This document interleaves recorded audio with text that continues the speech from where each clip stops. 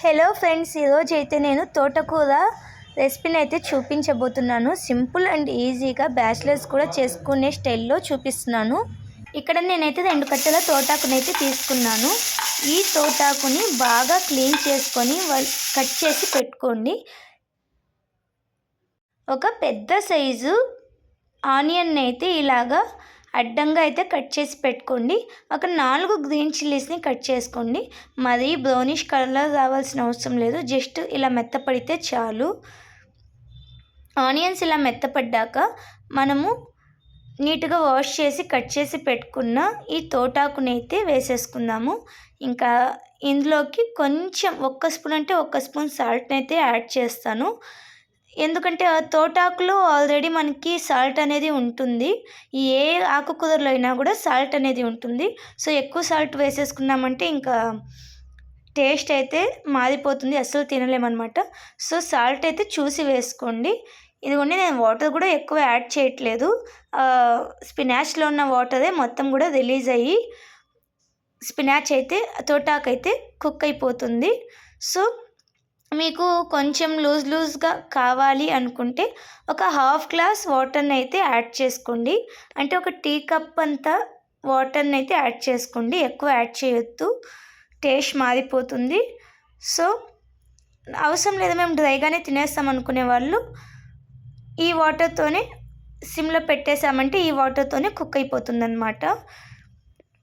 అంతే అండి, చాలా అంటే చాలా సింపుల్ ఈజీ రెసిపీ. ఎవరైనా బ్యాచిలర్స్ అయినా కూడా చేసుకోవచ్చు, వంటదాని వాళ్ళైనా కూడా చేసుకోవచ్చు. ఇందులోకి నేను అడిషనల్గా కొంచెం పప్పుల పొడిని అయితే యాడ్ చేశాను.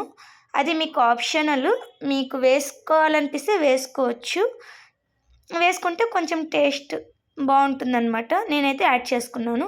ఇంకా అలానే ఆమ్లెట్ కోసం అయితే ఒక మీడియం సైజ్ ఆనియన్ని కట్ చేసుకొని 1 స్పూను చిల్లీ పౌడర్ని, అలానే 1 spoon salt, half spoon turmeric పౌడర్ని అయితే యాడ్ చేసుకుంటున్నాను.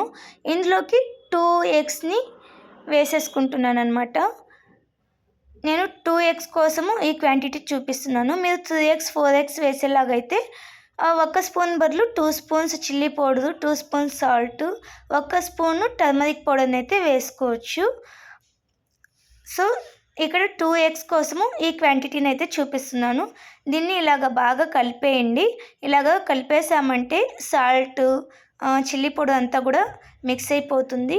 ఇక్కడ నేనైతే హోటల్ స్టైల్ అయితే చూపిస్తున్నాను.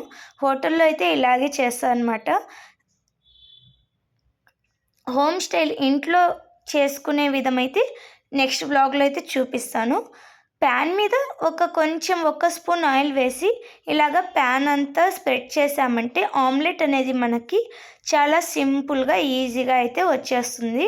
ఇక్కడ నేను 2 ఎగ్స్ కోసం అయితే ఒకే ఆమ్లెట్ అయితే వేసుకుంటున్నాను 2 ఎగ్స్తో. మీరు కావాలంటే చిన్న చిన్న ఆమ్లెట్లు 2గా వేసుకోవచ్చు. అంతే అండి, చాలా అంటే చాలా సింపుల్.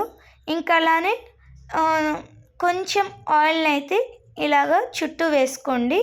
చుట్టూ ఇలా ఆయిల్ని వేసుకున్నామంటే మనకి ఆమ్లెట్ అనేది ఈజీగా తిరిగేస్తుంది. ఇలాగా చూడండి, ఆమ్లెట్ అనేది ఎప్పుడు కూడా సిమ్లో మాత్రమే పెట్టి కుక్ చేసుకోవాలి. మీడియం ఫ్లేమ్లో కూడా పెట్టకూడదు, హై ఫ్లేమ్లో కూడా పెట్టకూడదు. అంతే అండి, ఆమ్లెట్ అయితే ఈజీగా రెడీ అయిపోయింది. ఇలాంటి మరెన్నో రెసిపీస్ కోసం మన ఛానల్ని సబ్స్క్రైబ్ చేసుకోండి, బెల్ని ఆన్లో పెట్టుకోండి. అప్పుడే నేను ఏ వ్లాగ్ పోస్ట్ చేసినా మీకు నోటిఫికేషన్ అనేది చూపిస్తుంది. మన వ్లాగ్స్ని లైక్ చేయండి, షేర్ చేయండి. ఇప్పుడిప్పుడే వంట నేర్చుకునే వాళ్ళకి ఈ వీడియోని షేర్ చేయండి. మరో మంచి వ్లాగ్తో మళ్ళీ కలుద్దాం. Bye bye.